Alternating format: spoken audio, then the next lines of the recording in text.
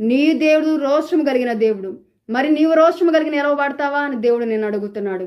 షడ్రకు మెషకు ఆబేద్నగో అనువారు బబులోను దేశంలో ఏ రీతిగా రోషము కలిగి దేవుని కొరకు నిలవబడ్డారు, ఆ రీతిగా ఈ లోకమనే బబులోను దేశంలో నీవు దేవుని కొరకు రోషం కలిగి నిలవబడాలి అని దేవుడు కోరుకుంటున్నాడు.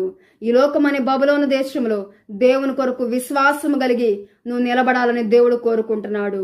నీ ముందు ఉన్నటువంటి అగ్ని పరీక్షలో దేవుని కొరకు రోషం కలిగి నిలవబడాలని దేవుడు కోరుకుంటున్నాడు. ఆ రీతిగా మనందరం కూడా దేవుని కొరకు రోషం కలిగి నిలవబడాలి.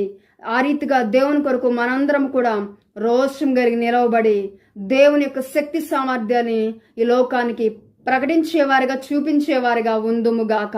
అట్టి కృప మనందరికి దేవుడు దయచేయనుగాక. మనందరం కూడా దేవుడు యొక్క రాకడికి సిద్ధపడి అనేక మందిని సిద్ధపరిచేవారిగా ఉందుముగాక.